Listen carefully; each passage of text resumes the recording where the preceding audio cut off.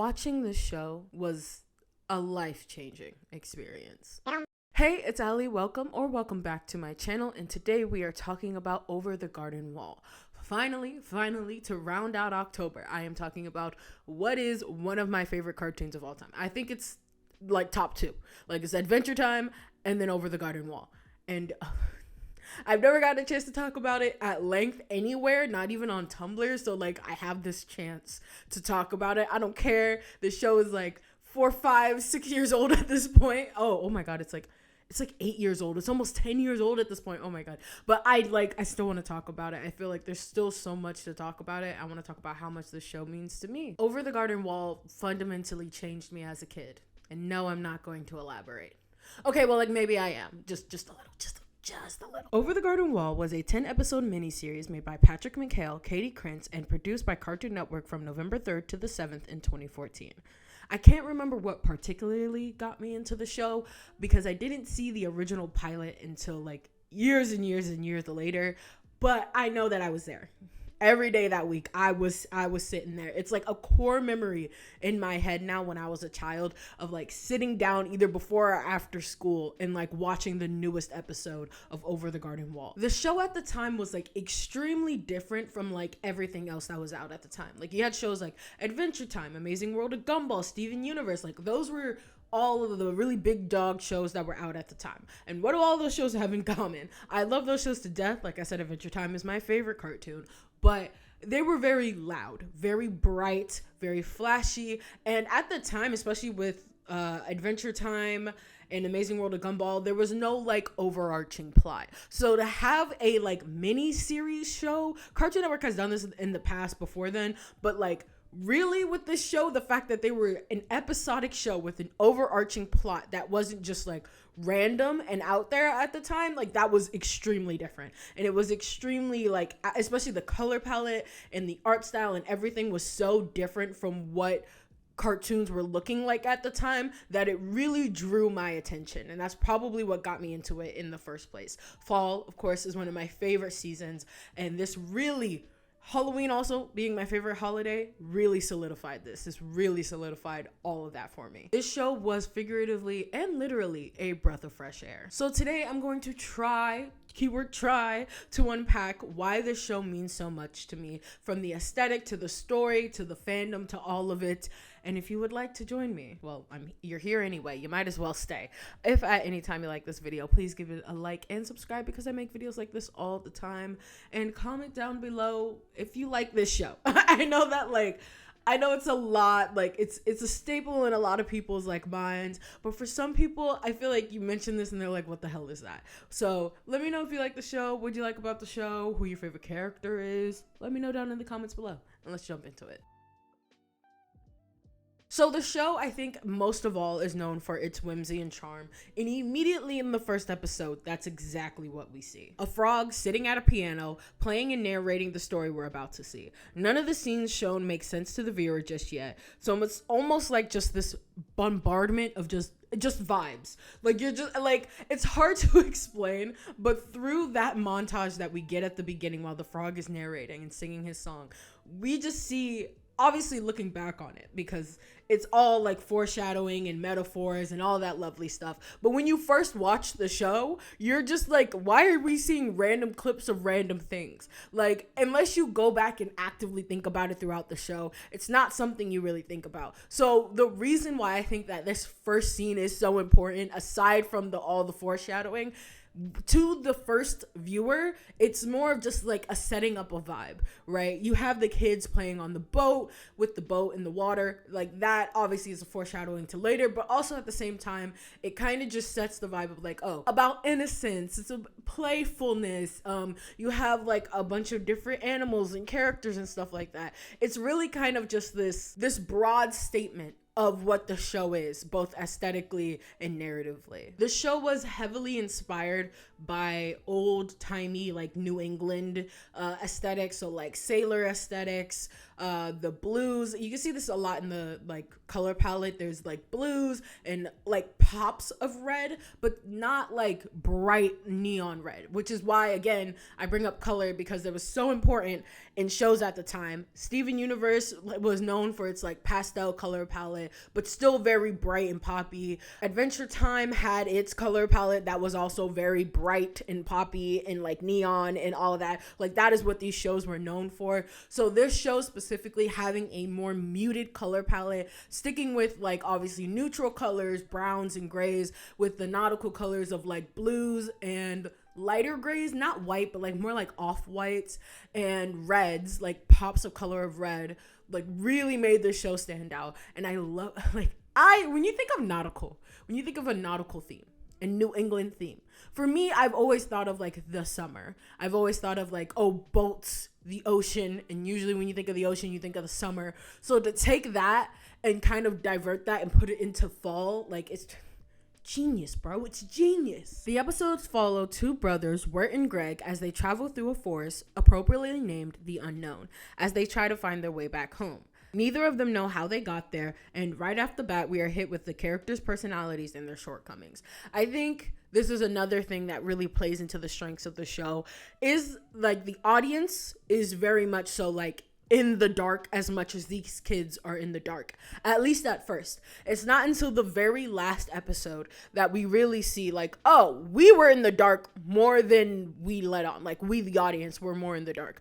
But I like that the audience isn't really omniscient. I like when they play off of like, you're just in the dark as much as all the other characters, because I feel like you can relate to and understand the characters more when the audience isn't omniscient. When the audience is omniscient, when a character makes a dumb mistake, you get upset, right? You get really mad because you're like, bro, like, why are you making this mistake? Don't you know that blah, blah, blah? When miscommunications happen, you're like, don't you know that blah, blah, blah? But in this case, it's like, no, we know just as much as Wirt and Greg know about this world.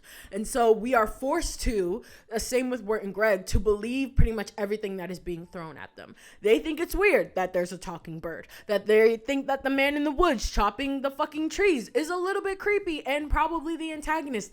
And honestly, for a little bit, we all thought the same thing. We all thought it. When then the dog in the first episode swallows that turtle and becomes like this giant beast, we think that that's the beast that they're talking about. We see what Wirt and Greg see, and we are in their shoes essentially. And I think that's a really good form of storytelling. I like that point of storytelling the most.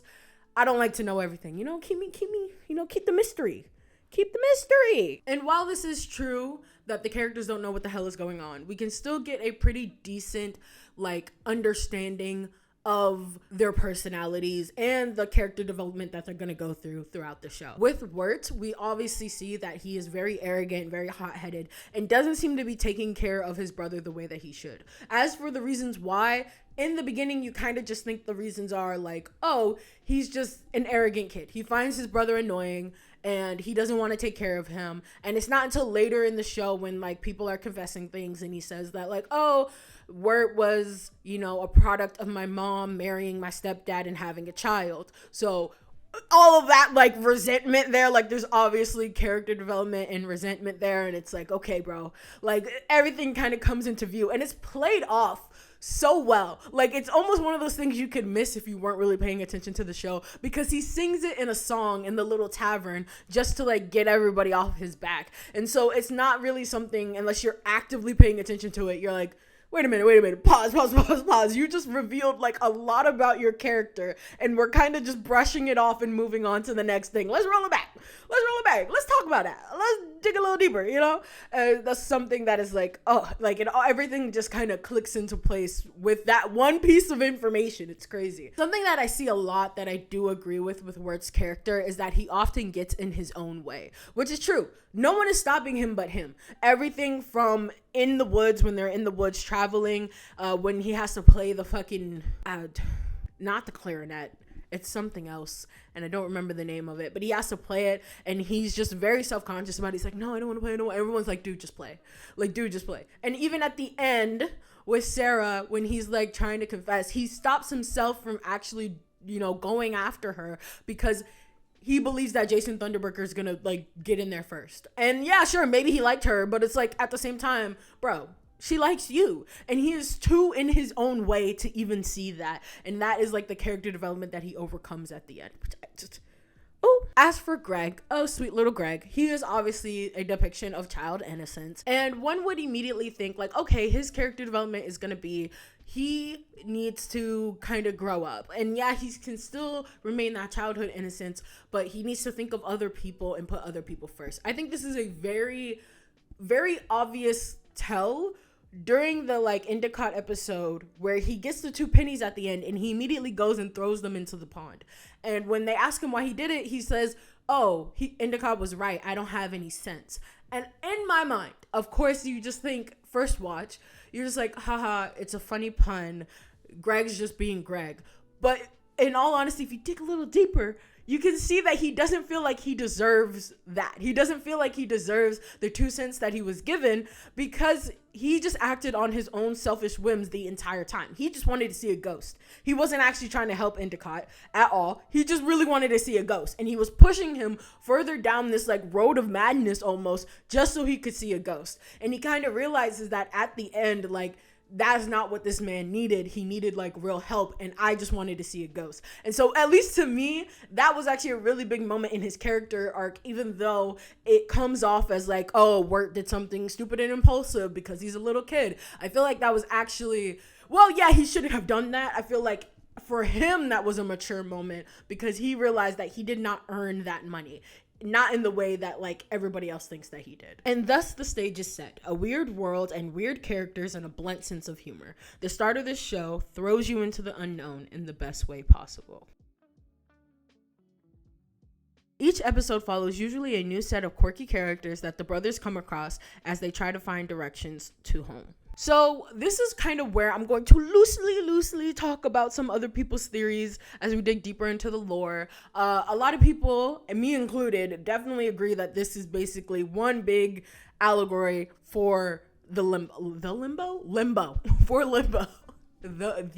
you know, for limbo. It obviously becomes super obvious at the last episode when we see them quite literally jump into a probably freezing lake and probably almost die, and then they go on this whole adventure and then just to wake up again. It is very obvious that it's at least some type of in between. Some people have been like, it's actually hell and it's them trying to leave hell, like Dante's Inferno, which I think follows Dante as he goes through the 7 layers of hell, as the episodes kind of show, which, you know, episodically that would make sense. Or it could just be limbo and this kind of judgment that these characters have to go through to get either heaven or hell. But I feel like they end up living at the end, so I don't yeah, so I think neither theory is like completely 100% on the nose. I do think that is very obviously what it's supposed to be. It's kind of like this judgment of like, you can get lost in the unknown, and the unknown is neither paradise nor hell, at least in my opinion, because it seems like the people there go through their own trials and tribulations and maybe meet their own version of the afterlife. And if you don't do that, you are stuck in limbo. Not necessarily that you go to hell, but you are just stuck in limbo. You're stuck in the woods. You're stuck in the unknown, which is like what happened with Beatrice.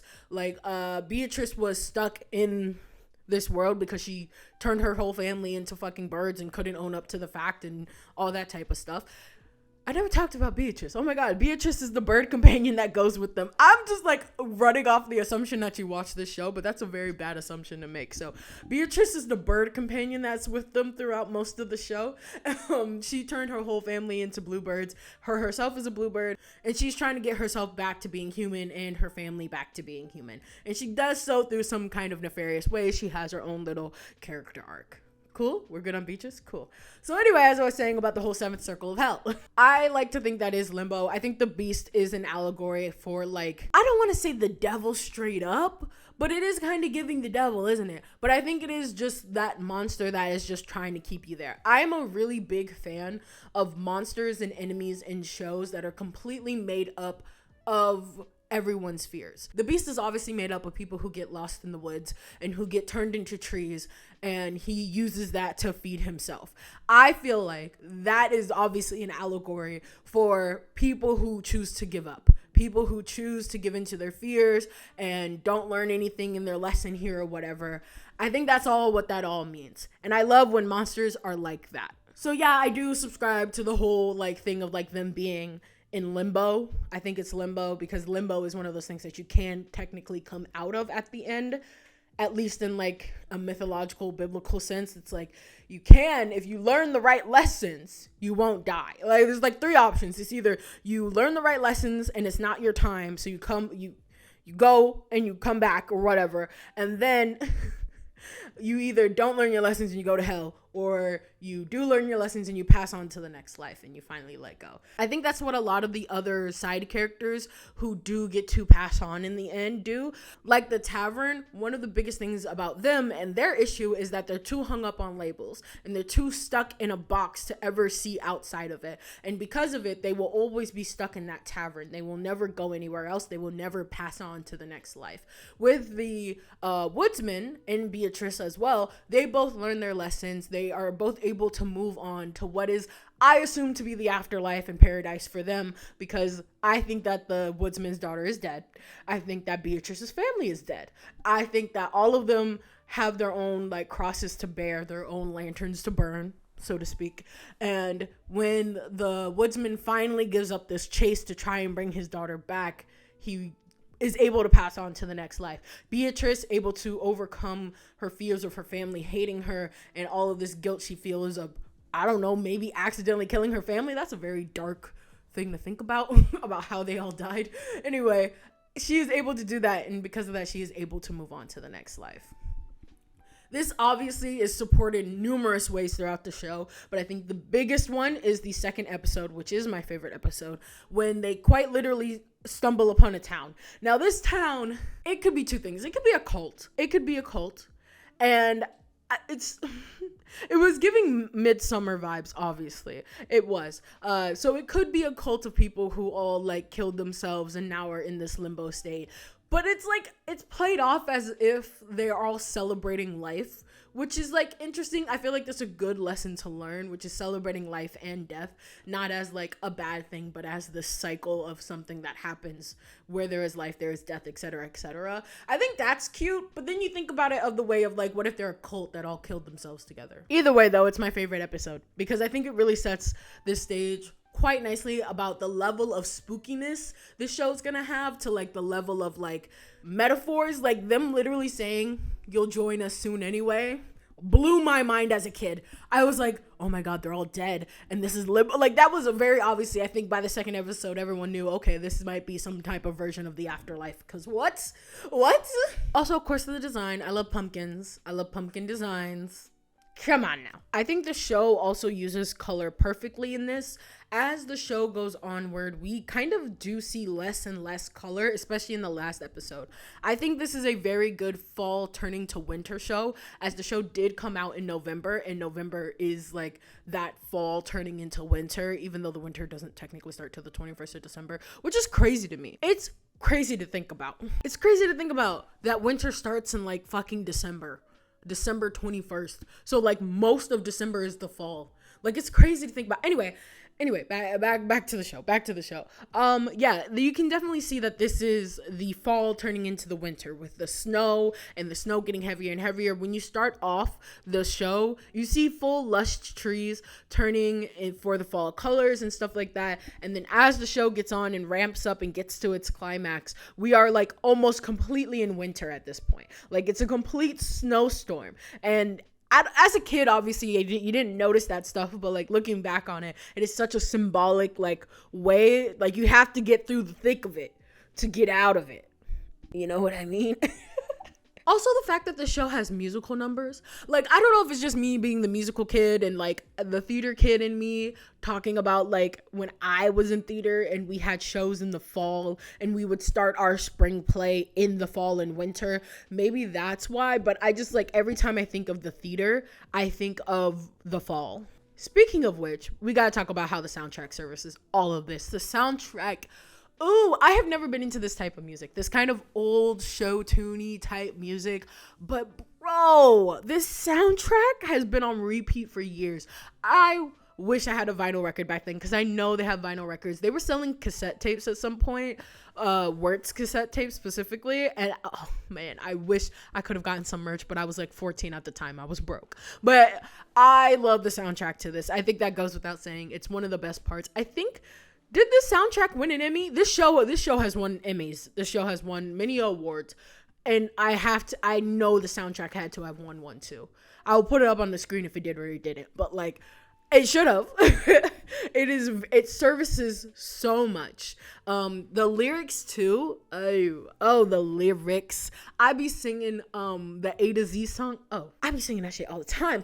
Potatoes and Molasses. When that song came out, we were bumping that at school. Talk about trap remix. Y'all ever heard the Potatoes and Molasses trap remix? That we were bumping that at school every single fucking day.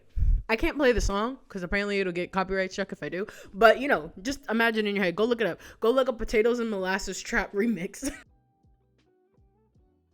So why does this all matter? Why am I sitting here talking about Over the Garden Wall almost 10 years after the original had come out? What is the fucking point? Well, personally, I just think that when you call something your favorite show, there's much more that goes into it than it just being objectively good. A lot of people's favorite show is Breaking Bad. And there's multiple reasons for that. Breaking Bad is just an objectively great show. Like everything from the cinematography, the acting, the story, everything, right? But there's a reason why it is some people's favorite shows. And that has more to do with the emotion and how you personally connect to the show. And that's the same way I feel with this show as well. There is an emotional connection that ties to the show.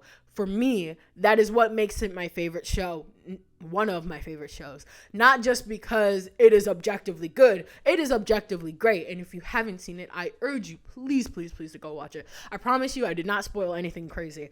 Please go watch it. Obviously, as a kid, I didn't make a lot of the connections with the story and stuff that I did now. But even back then, I still considered it one of my favorite cartoons. So why is that? This show, like I feel like a lot of good shows do, emphasize the meaning of community and the meaning of looking out for one another. Like I said, Wirt doesn't really like Greg in the beginning. And there's no reason other than him just being a product of his own childhood traumas, of his mother and his father breaking up, one could only assume, getting together with another man and then having a child. You can feel that's traumatizing for a child. Straight up, it just is. And it's not the mom's fault or anything like that. It's just traumatizing for a kid. And so he holds all of that resentment that he has and he unleashes it on Greg, like undeservingly, obviously, and also Wirt being arrogant and all that stuff. And while I can't relate to the divorcee part of it all, I definitely can relate to being in your own way and being in your own head about your own friend group. This was his own nerdy little friend group, and he thought that they didn't like him. They thought that he wasn't cool, that they didn't want to hang with him, though every single time he is in vicinity of them, they're all like, oh, hey, Wirt, let's go hang out, dude, yeah. And I can relate to that very heavily, especially in the year 2014, which was my freshman year of high school. I absolutely can relate to that. I think I was also just in awe of everything, of the production of the show, the story of the show, the humor of the show, all of it being able to combine into one. And obviously now that I'm older, I can look back and say that it was also the existentialism of it all. Yeah, it is a theory at the end of the day that they're in limbo, that one that is like pretty much everybody agrees that is what's happening. But it's definitely one of those things where if you don't do right by yourself and others now, who knows how that's going to come back later to bite you. Life is way too fucking short. way goddamn too short to not do what you want to do. And in a way, this show kind of showed that a little bit, along with, like I said, the importance of having a community and people around you who care about you. When Beatrice's mom says to Wirt, you're not going to be any good to him dead, and Wirt just says, I was never good to him alive either. Like, come on now. It's about admitting your mistakes, learning and growing from them, which, like, of course, every fucking children's show is like that. But the way it's presented here, oh, it's top tier. it's next level. Of course, the show being set in the fall is very important and integral to the show. Like I said earlier about the show going from fall to winter. Winter and fall are both one of those seasons that are synonymous for endings, but also for beginnings. Harvest season is a very big importance in a lot of different cultures, including American culture. It is really the semblance of togetherness.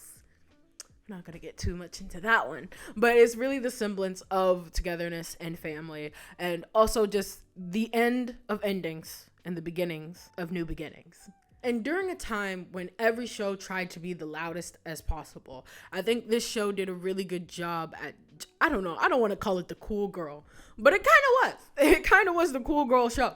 It really kind of was. It was so different from everything else that was out at the time. And I think that really helped me and inspired me to just create. I know I wasn't really doing art back then. Actually, I was, but not in the level that I'm doing it now. But it definitely is one of those things that serves as a big inspiration of deep, enriching storytelling. And I don't know, maybe it lit a fire under some of these other shows' asses, because Adventure Time kicked it up a notch after this. After this, Adventure Time got crazy. So maybe it just lit a fire under some people's asses. I have a feeling Adventure Time was always going to be like that, but that's for another story for another day. Yeah. Growing up in the suburbs of Virginia, I grew up surrounded by trees. I still live in Virginia, but like I grew up surrounded by trees and forests, and it's something that I never want to take for granted, having a full range of the seasons, because I feel like that is so special.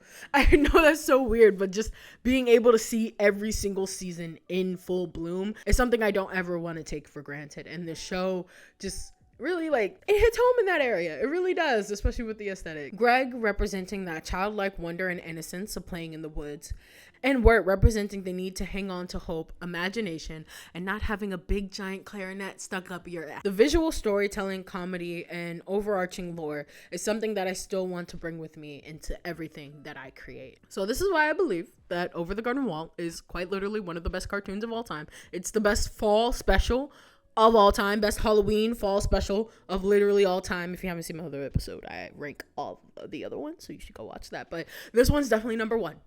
It's definitely number one. Will always be number one. He was number one. It encapsulates fall and whimsy so well and dares you to travel into the unknown.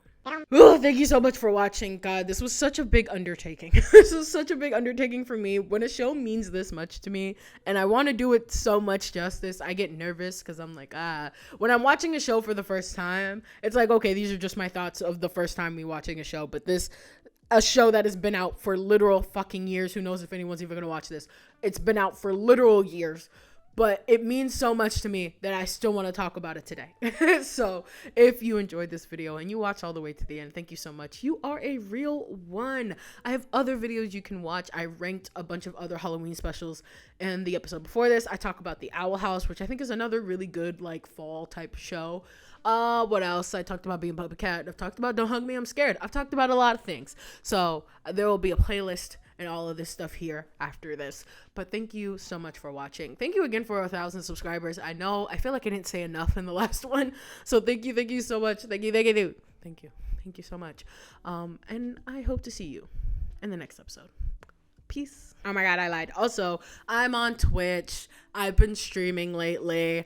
So hopefully I want to try to stream once every fucking week. Once a week would be nice, but who knows? Now that we're getting into like the colder seasons and I've been working from home a lot more, maybe I'll get to stream on the weekends. Who knows? Anyway, peace. Bye.